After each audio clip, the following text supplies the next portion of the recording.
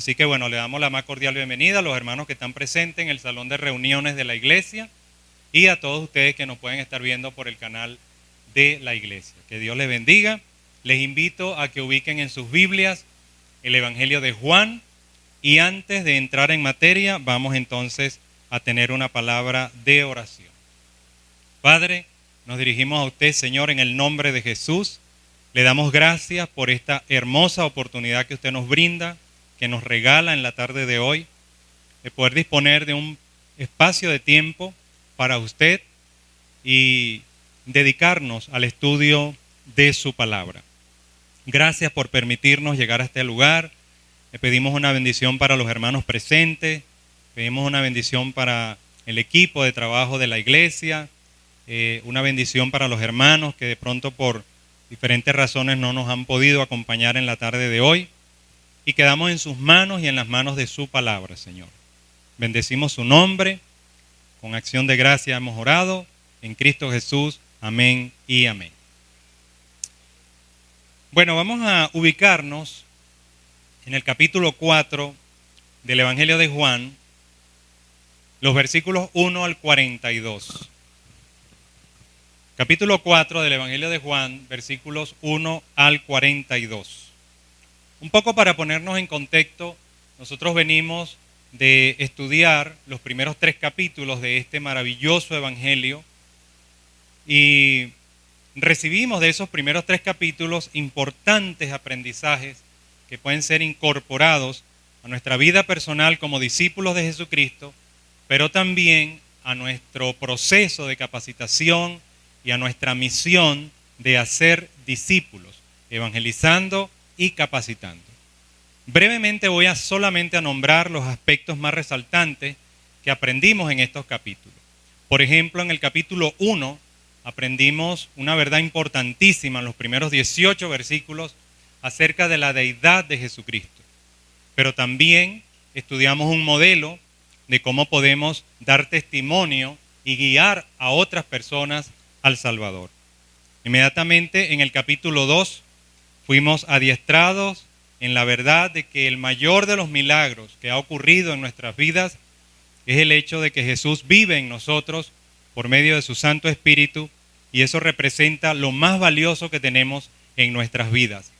Igualmente, en el capítulo 2 aprendimos que el Señor Jesús, su obra y su ministerio vino a confrontar, a sacar de nuestras vidas todo pecado y toda suciedad, todo lo que contamina, todo lo que no ayuda. Y finalmente, en el último capítulo que estudiamos, capítulo 3, ahí estudiamos un modelo de cómo hablar de Jesús a personas religiosas, fue la experiencia de Jesús con Nicodemo, y también fijamos la enseñanza de que nuestro mensaje fundamentalmente, esencialmente, es el Evangelio. Y que al presentar a Jesús y al presentar el Evangelio, es importante darle prioridad suprema a la persona de Jesucristo en nuestra enseñanza y en nuestros mensajes.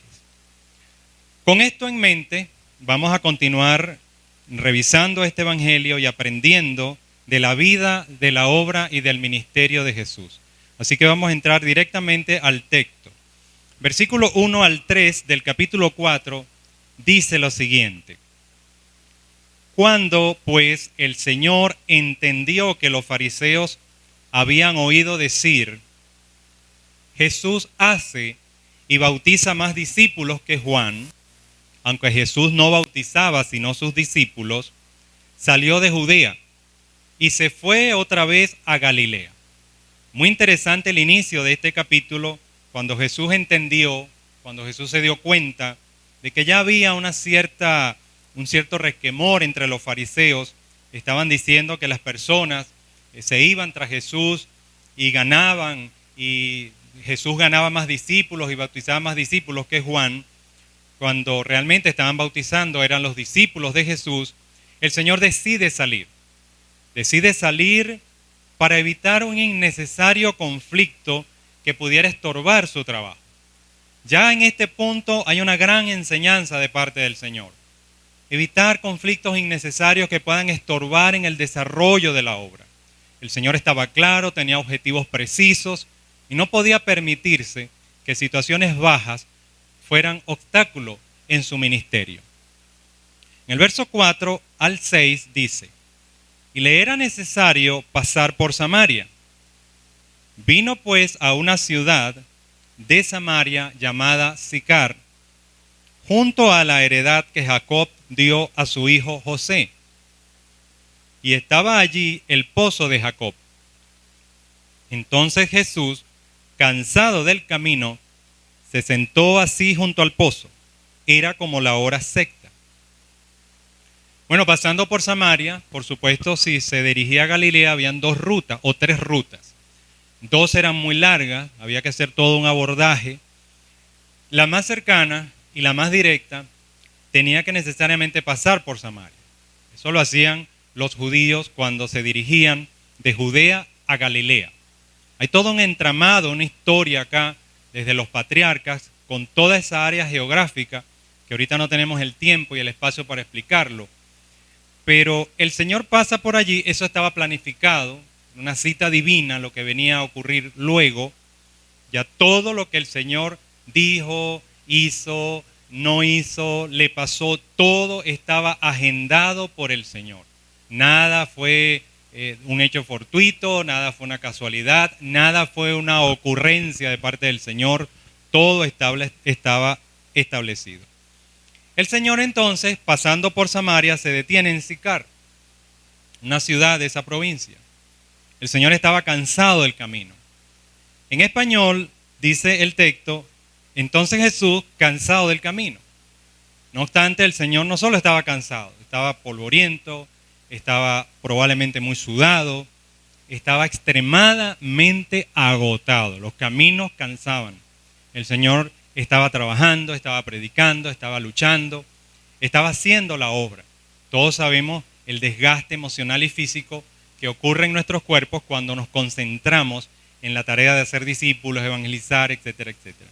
El Señor estaba pasando por eso. Recuerden que aquí tenemos al Jesucristo completamente hombre. Entonces Él se sienta en el pozo.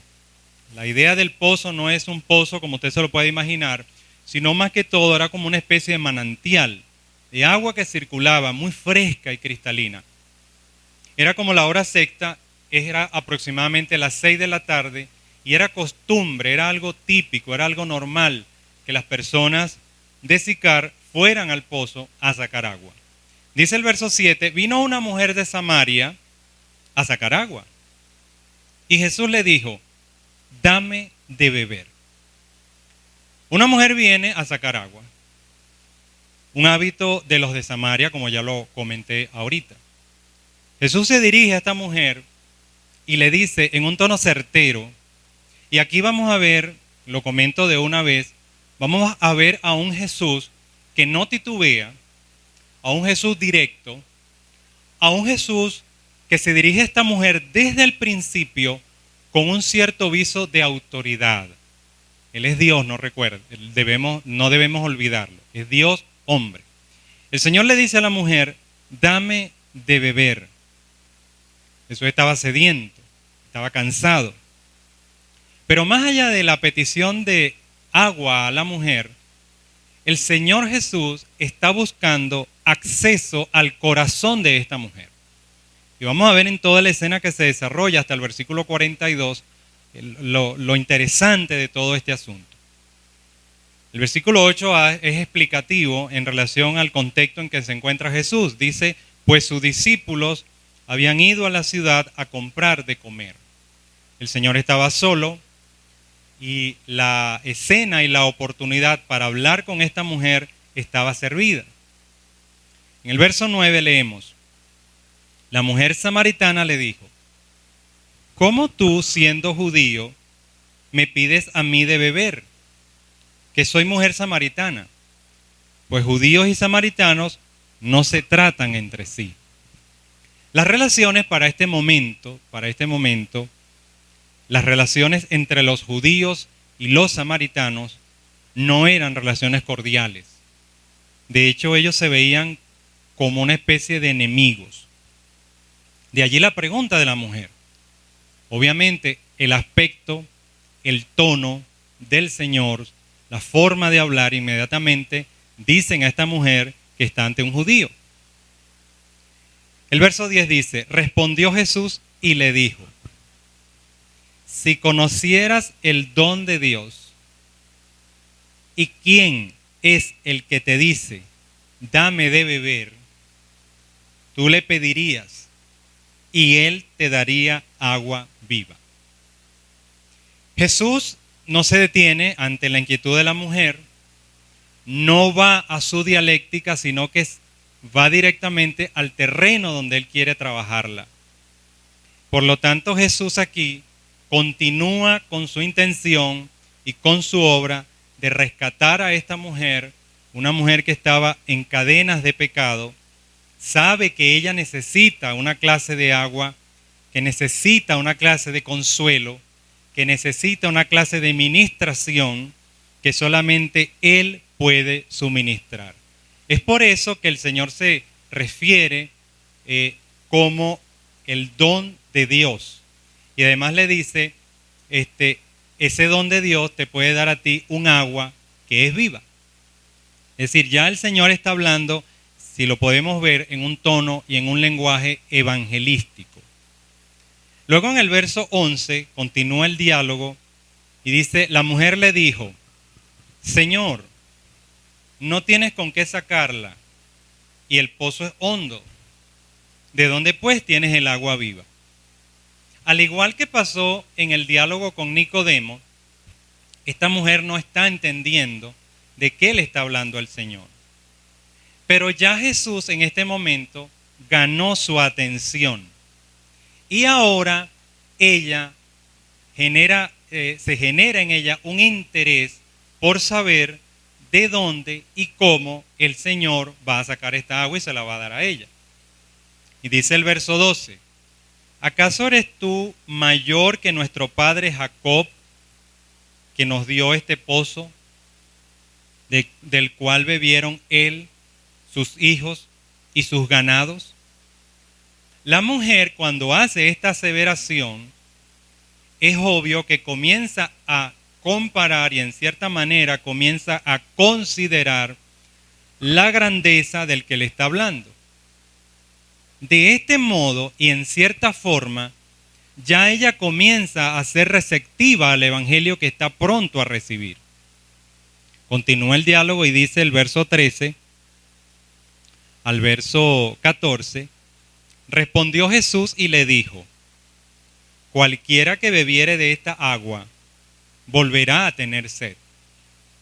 Mas el que bebiere del agua que yo le daré, no tendrá sed jamás, sino que el agua que yo le daré será en él una fuente de agua que salte para vida eterna. Lo que está diciendo Jesús aquí es que Él es mucho mayor que Jacob y que el don que Él puede dar es más poderoso que ese pozo que heredaron los descendientes del patriarca. De allí que la respuesta de Jesús es amplia y muy consistente. Mas el que bebiere del agua que yo le daré, no tendrá sed jamás, sino que el agua que yo le daré se convertirá en él en una fuente de agua que brote para vida eterna. Ya con esto el Señor está dándole a esta mujer indicaciones de lo que Él puede darle superior a lo que ella podía recibir allí. La mujer le dijo, Señor, dame esa agua para que no tenga yo sed ni venga aquí a sacarla. La mujer está creyendo, obviamente, que el agua que le está ofreciendo el Señor es de carácter físico. Y pensando en su comodidad, dice, yo quiero esa agua.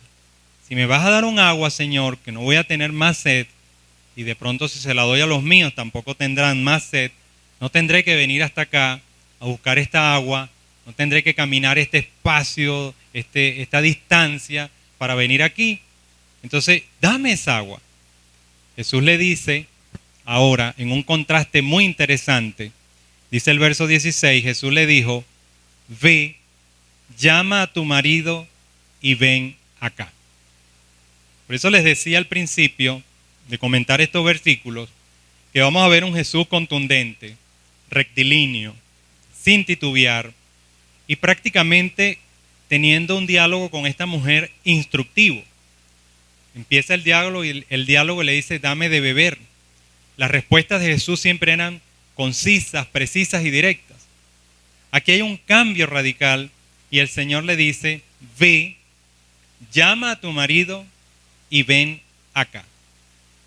Lo que está haciendo el Señor aquí es proceder a despertar en ella sed espiritual, la cual va a aparecer en el momento en que haya conciencia de pecado. Esto es algo muy importante y lo podemos de una vez aplicar cuando le estamos explicando el Evangelio a una persona.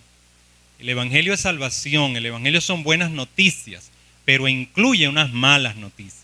Y la mala noticia es que somos pecadores. Y eso va más allá simplemente de una frase. Somos pecadores. ¿Pero qué significa eso? ¿Hasta qué punto lo somos? ¿Qué esperanza tenemos? Entonces aquí el Señor está ya trabajando la conciencia de esta mujer para que se le despierte su condición de pecadora, que ella debe, digamos, despertar a esa situación. Jesús todo lo sabe. Hace mención de su marido, porque si esta mujer recuerda esa situación, va a traer a su memoria la vida inmoral que ella llevaba. El Señor entonces está trabajando con la conciencia de esta mujer.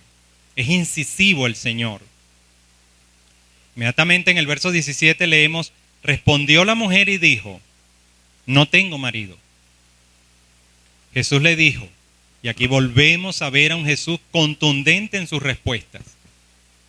Bien has dicho, no tengo maridos, porque 5 maridos has tenido, y el que ahora tienes no es tu marido.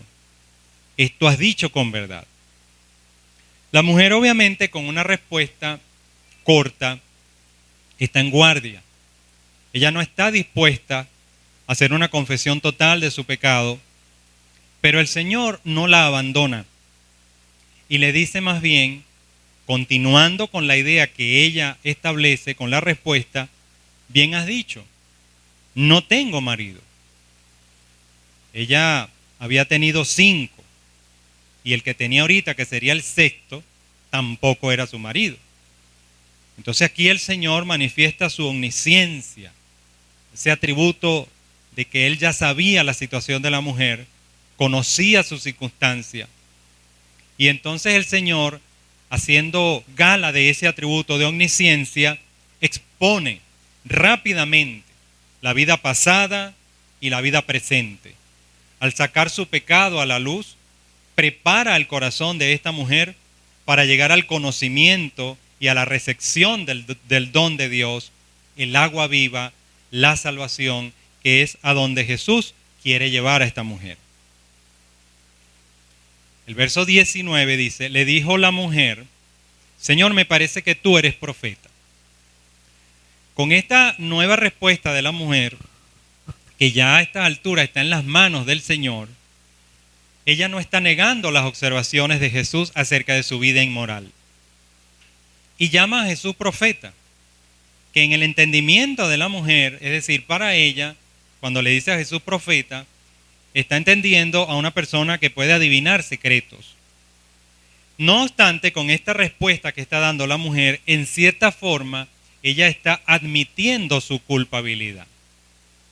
En el verso 20 dice, nuestros padres adoraron en este monte, y vosotros decís que en Jerusalén es el lugar donde se debe adorar. Aquí es un intento fallido, por supuesto, de esta mujer por desviar la conversación, pero ya a estas alturas el Espíritu Santo está obrando en el corazón de ella.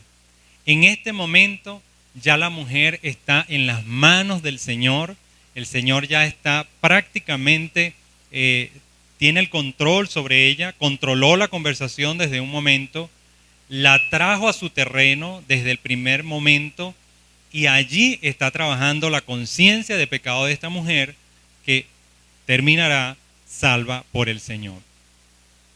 Algo parecido a lo que pasó con Nicodemo, no obstante el resultado de la conversión o no de Nicodemo no está muy clara, pero el Señor no se sale de su terreno, no se sale de su propósito, no se impresiona, no se deja desviar, no cae en la trampa de juegos de palabras, ni emocionales, ni de pensamiento.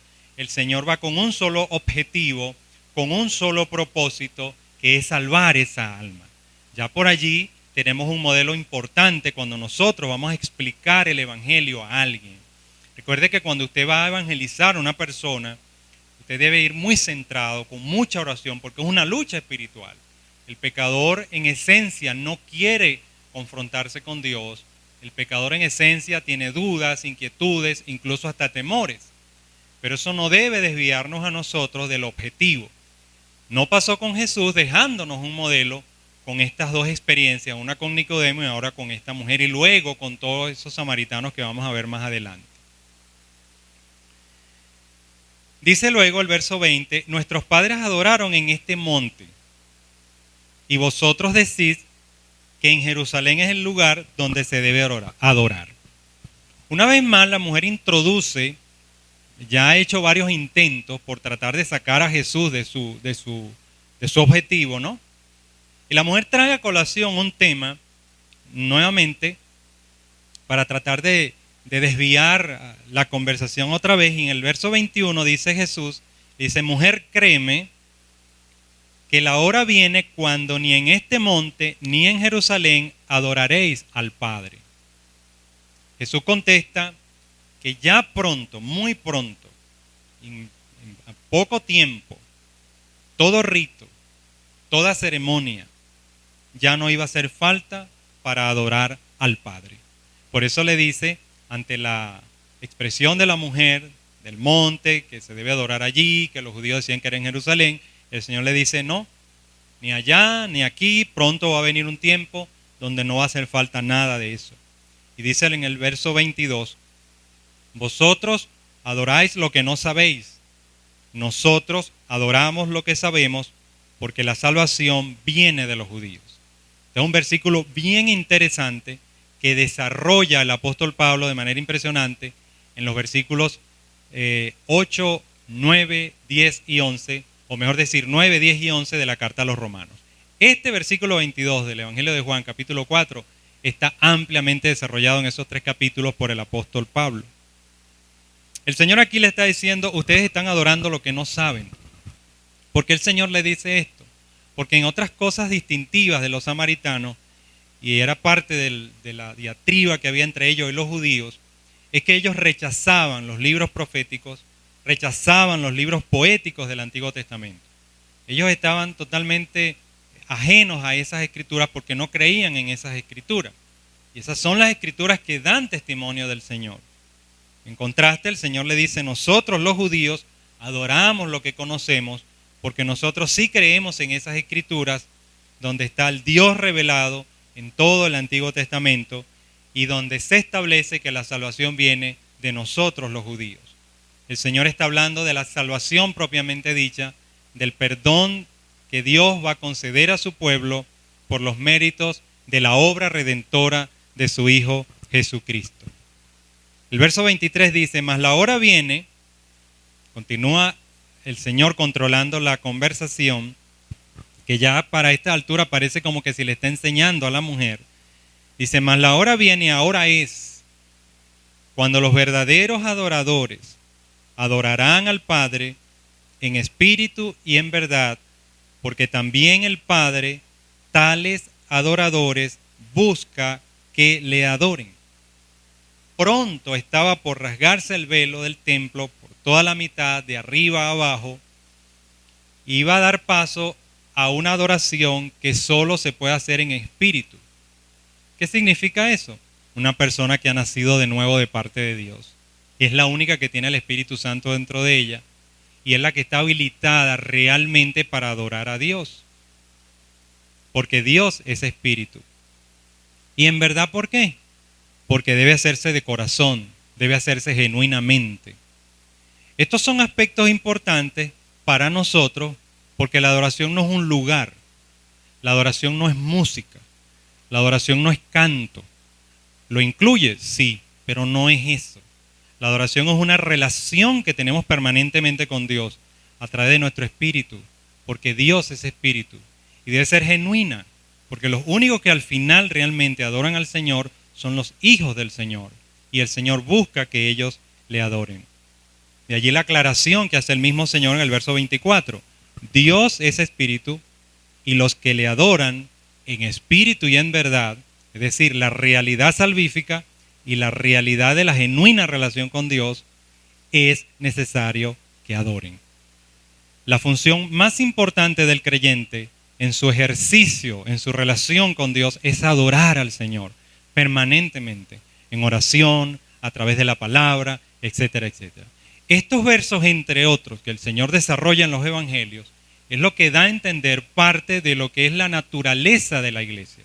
La iglesia no es un lugar, la iglesia es un cuerpo, la iglesia es un pueblo constituida por todos los que han sido salvados por el Señor.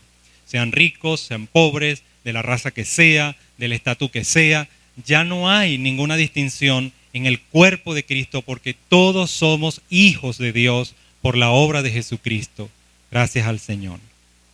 Y todos estamos adorando al Señor en ese sentido. El verso 25 dice entonces, le dijo la mujer, sé que ha de venir el Mesías, llamado el Cristo. Cuando Él venga, nos declarará todas las cosas. Los pensamientos de la mujer aquí ya se agotan. Ya ella está prácticamente ganada por el Señor. A mi entender, por la estructura de la dinámica que hay aquí interna en este texto, ya para este momento la mujer estaba convertida. Ya para este momento, ya sus argumentos estaban ya diluidos, no tenía ya más nada que decir. Las palabras del Señor eran contundentes, cortantes, penetrantes. Es decir, ella ya estaba ganada prácticamente. Entonces se dirigen aquí a un aspecto que va evolucionando en el pensamiento de ella y en el mismo diálogo. La mujer entonces dice que va a venir un Mesías, sin saber que lo tenía delante de ella. Hay algo importante que tengo que comentarles acá en cuanto a la dialéctica que se usa en el desarrollo léxico y en la narración que utiliza Juan cuando escribe su evangelio. La mentalidad judía es incisiva. Ellos van penetrando en cada conversación, en cada aspecto. Fíjense que ella comienza hablando y llega al punto del Mesías. Es decir, su pensamiento fue evolucionando precisamente por lo que Jesús iba conversando con ella. Y en el versículo 26 aparece una expresión corta, pero que cuando usted la lee, algo usted siente. Porque son unas palabras contundentes de parte del Señor. La mujer le dice, va a venir un Mesías, que lo estamos esperando, y cuando Él venga nos va a decir y nos va a declarar todas las cosas. Y en el verso 26 leemos, Jesús le dijo, yo soy el que habla contigo. Es decir, cuando yo leo eso una y otra vez, uno siente algo en su corazón. Es algo hermoso lo que encierran estas palabras del Señor. Y una vez más vemos ese carácter de Dios en el Señor Jesús. Vemos esa divinidad allí brotando en cada palabra del Señor. El Señor le dice, mujer, el que está delante de ti es ese Mesías que tú estás esperando. El Señor aquí entonces se revela completamente. Y podemos ver la evolución del desarrollo del ministerio del Señor en el Evangelio de Juan, que se va revelando cada vez a círculos más amplios. Se va revelando a personas, se va revelando a ciudades enteras, se va revelando a las autoridades judías. El Señor poco a poco va estableciendo, por eso Juan dice en los primeros versículos, y vimos su gloria, gloria como la del unigénito del Padre, lleno de gracia y lleno de verdad. El Señor entonces aquí, con esta expresión y con estas palabras que le dice al final, prácticamente resuelve todas las inquietudes y todas las preguntas del Señor. Interesante que en el verso 26 concluye el diálogo con la mujer, porque en el verso 27 leemos, Y en esto, o sea, en el momento en que el Señor le está diciendo esto a la mujer, aparecen sus discípulos. Dice, y en esto, o sea, cuando el Señor está allí en ese momento, ya, por decirlo de alguna manera, dando esa frase contundente, yo soy el que habla contigo, vienen los discípulos del Señor, y cuando ven la escena, dice el texto, se maravillaron. La palabra aquí maravillaron, lo que quiere decir es que ellos se asombraron, es como un impacto que recibieron, de paso no muy positivo. Es como decir, bueno, ¿y qué hace el Señor hablando primero con esa mujer, él solo y además samaritana? O sea, ¿qué es esto? Pero ellos se maravillan de que hablaba con esta mujer. Sin embargo, y esto es algo muy importante connotarlo, y le damos gracias al apóstol Juan y a la inspiración que recibió del Espíritu Santo que lo hizo. Sin embargo, ninguno dijo, ¿qué preguntas o qué hablas con ella? Ellos se extrañaron muchísimo de lo que estaban viendo y de lo que estaban oyendo. Pero desde ya observamos la autoridad que tenía el Señor Jesús sobre cada uno de sus discípulos. Porque la reverencia que los discípulos tenían ante su maestro era tan grande que ninguno se atrevió a preguntarle, a contrariarle, a decirle nada. Es como que si dijeron, esto es bien extraño lo que está ocurriendo, pero el Señor sabrá lo que está haciendo. Entonces en ese momento, volviendo a la escena de la mujer, dice el verso 28, entonces la mujer dejó su cántaro y fue a la ciudad y dijo a los hombres. Fíjense que aquí la mujer ni siquiera tomó el agua que fue a buscar, dejó el cántaro allí tirado, salió corriendo. Lo que ocurre acá es que la traducción de Reina Valera y las otras traducciones, que más que traducciones son transliteraciones, NBI, etcétera, etcétera, no logran expresar a veces la realidad de lo que está ocurriendo. La mujer quedó en el sitio con la conversación con Jesús. Ya estaba ganada en su alma y en su corazón. El Señor la evangelizó de la A a la Z. La dejó sin palabras, la dejó sin argumento. La mujer estaba quebrantada. La mujer bueno, el evangelio la tomó completamente. Deja el cántaro y sale corriendo. No es que dejó el cántaro y se fue caminando de vuelta a su ciudad. La mujer quedó sorprendida y sale, apurada, sale emocionada. No sabemos qué cóctel de emociones estaban en esta mujer, conociendo además la naturaleza femenina, que es esencialmente muy emocional. Y dijo a los hombres las maravillas, las buenas nuevas que esta mujer había recibido. Cuando llegó sus discípulos, como que ella vio la oportunidad y dijo, voy a regresar porque esto no puede quedar aquí, esto tienen que saberlo otras personas. Y le dice en el verso 29, venid, ved a un hombre que me ha dicho todo cuanto he hecho. ¿No será este el Cristo? Entonces salieron de la ciudad y vinieron a él. Aquí hay otro detalle léxico que hay que explicar. Cuando la mujer pregunta a estos hombres con quien se encontró, ¿no será este el Cristo? No lo está haciendo porque ella está dudando de que sea el Cristo. La realidad es que cuando ella hace esta pregunta a los hombres, es una pregunta, y parece contradictorio lo que voy a decir, tipo afirmación. No será este el Cristo, pero yo creo que este es el Cristo, pues. Tienen que venir a ver esto. La mujer entra a la ciudad y exclama, es como que se grita, como que se expresa emocionadamente, vengan rápido porque he encontrado a un hombre que me ha dicho todo y estoy convencida de que él es el Mesías, el Cristo. Esto mientras ocurría allá en Sicar, estaban los discípulos con el Señor, y dice el verso 31, entre tanto, o sea, mientras eso ocurría allá con la mujer, los discípulos le rogaban al Señor diciéndole, Rabí, come. Aquí hay otro aspecto importante. El Señor sabe que hizo un trabajo. Escuchen bien esto, mis hermanos. El Señor sabe que hizo un trabajo, que acaba de entrar un alma al reino de los cielos. El Señor sabía lo que iba a pasar ahora y estaba esperando el desenlace. Los discípulos no sabían nada de lo que había ocurrido, los discípulos no sabían lo que el Señor había conversado con ella. Y entonces los discípulos están preocupados por las necesidades materiales del Señor. Y entonces le dicen de manera muy insistente, dice el texto, le rogaban, le decían, es como que una persona no desayunó, no almorzó y llega a la tarde y te le dice, mira, pero tienes que comer algo, ¿no? Algo así. El verso 32 le dice, y él les dijo, yo tengo una comida que comer que vosotros no sabéis. En otras palabras, las prioridades de Jesús eran otras. Esto es algo interesante, mis hermanos, porque esta sensación del Señor, cuando está haciendo la obra, es una sensación que de alguna manera uno experimenta en diferentes momentos. Cuando uno está predicando no quisiera terminar. Cuando uno está evangelizando no quisiera parar. Uno se olvida de todo, hasta de uno mismo. Es decir, el Señor estaba entregado a lo que el Padre le envió a hacer. No estaba preocupado por la comida, no estaba preocupado. De hecho, en todos los evangelios queda claro algo. La prioridad del Señor era clara, hacer lo que el Padre me envió a hacer. El Señor no cavilaba, no dudaba en ningún momento.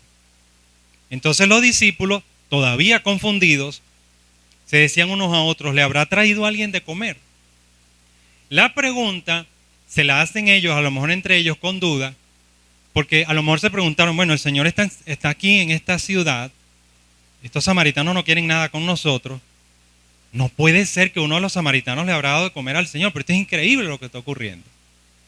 Se hacen esa pregunta obvia, pero Jesús le dice en el verso 34, y esto es lo que les comenté anteriormente, Jesús les dijo, mi comida es que haga la voluntad de que me envió y acabe su obra. Hermano y amigo, hermanas y amigas en Cristo, ¿será que nosotros tenemos este carácter del Señor igual? ¿Es nuestra prioridad hacer la voluntad del Padre para nuestras vidas? Vamos a una pregunta más difícil. ¿Sé exactamente yo cuál es la voluntad de Dios para mí? ¿Es esa mi prioridad? ¿Es esa mi pasión? ¿Es eso lo que me da la vida? ¿Lo que me da el entusiasmo? ¿Lo que llena mi mente? ¿Lo que llena mi corazón más allá de mis circunstancias? Aquí el Señor no había comido. Estaba cansado. Es más, de acuerdo al diálogo que se está desarrollando, ni siquiera sabemos si la mujer al final le dio el agua al Señor o no. El Señor tenía sed, el Señor estaba cansado, el Señor le pidió agua. Se genera una conversación y no se sabe si al final el Señor tomó agua o no. Pero el Señor estaba concentrado, entregado íntegramente a su tarea, a su misión. El Señor le dice a sus discípulos, miren, la comida que a mí me da satisfacción, la comida que deleita mi alma, es hacer la voluntad del que me envió, es decir, del Padre, y terminar lo que Él me mandó a hacer. Mis amados hermanos, no hay nada de sentimentalismo en el Evangelio. No hay nada de teatro en el Evangelio. No hay nada de qué preocuparse con todas las cosas malas que vivió el Señor, el rechazo, la cruz, la muerte, la vejación, la humillación. Todo estaba planificado, todo era parte de un plan. Y hoy no solamente el Señor está vivo, el Señor está reinando y gobernando. Por eso es que Él dice esto. Dice el verso 35, no decís vosotros, y aquí el Señor cambia ahora y va a llevar a sus discípulos a otro asunto inmediatamente. No decís vosotros, aún faltan 4 meses para que llegue la siega. He aquí, os digo, alzad vuestros ojos y mirad los campos, porque ya están blancos para la siega. El Señor aquí, típico en su conversación con sus discípulos, usa una ilustración que sus discípulos conocían muy bien. Jesús le pide a sus discípulos que miren cómo, y probablemente en este momento en ese entretanto que el Señor está hablando con sus discípulos, recuerden ustedes, la mujer había ido, se había devuelto a la ciudad a hablar con los hombres, los estaba invitando. En el momento en que el Señor está diciéndole esto a sus discípulos, probablemente, imagínense la escena, la mujer sale y de pronto se viene acercando una multitud. Se viene acercando una cantidad de personas, que no tenemos un número de ellas porque no lo dice. Entonces, el Señor con esta ilustración lo que le está diciendo a sus discípulos, miren cómo los samaritanos se están aproximando. queriendo decir, los campos están listos para ser segados. Les dice claramente, ahora ustedes vayan y recojan esa cosecha. Jesús hace la obra y los discípulos recogen entonces la cosecha. Exactamente lo que nosotros hacemos. Cuando nosotros salimos a evangelizar, hermano, nosotros lo que vamos es a recoger una cosecha. Miren, mis queridos, los que están preparados para salvación no pueden resistir el llamado a la salvación. Por eso nuestra oración es, Señor, llévanos a los que usted ha preparado para salvación, porque vamos a recogerlos. Ya ellos están preparados, ya ellos están listos. Dios prepara las circunstancias en la vida de cada persona para ser atraído al Salvador. Nosotros vamos como los discípulos, vayan y recojan eso, porque ya estos samaritanos todos van a creer en pocas horas. Por eso dice el verso 36, y el que siega recibe su salario y recoge fruto para vida eterna, para que el que siembra goce juntamente con el que siega. Cristo es el sembrador en este momento. Los discípulos son los segadores que vienen a recoger el fruto de lo que Cristo sembró. Y tanto Cristo como ellos se van a gozar, se van a contentar. Y dice el verso 37, porque en esto es verdadero el dicho, uno es el que siembra y otro es el que siega. Yo os he enviado a segar lo que vosotros no labrasteis. Otros labraron y vosotros habéis entrado en sus labores. ¿Qué le está diciendo el Señor aquí a ellos? Los discípulos como segadores se van a regocijar en una cosecha espiritual que ellos no han plantado. Hermano, nosotros a veces creemos que estamos trabajando muchas cosas para el Señor. No, hermano, ya el Señor ha hecho la obra, ya el Señor ha hecho el trabajo. Nosotros vamos a recoger lo que el Señor ha hecho, lo que el Señor ha sembrado. Jesús sembró la salvación en la mujer samaritana y esta a su vez directamente lo hizo entre sus vecinos y ahora los discípulos entran en esa labor. El verso 39, ya finalizando esta narrativa, dice, muchos de los samaritanos de aquella ciudad creyeron en él por la palabra de la mujer que daba testimonio diciendo, me dijo todo lo que he hecho. Los samaritanos de aquella ciudad creyeron en Jesús por las convincentes palabras de esta mujer que atestiguaba de parte del Señor, Él me dijo todo lo que yo he hecho. Pero en el verso 40 dice, entonces vinieron los samaritanos a él, al Señor, y le rogaron que se quedase con ellos, y el Señor se quedó allí 2 días. Es decir, hasta amables fueron los samaritanos con el Señor. Y el verso 41 al 42 concluye esta narrativa de manera hermosa.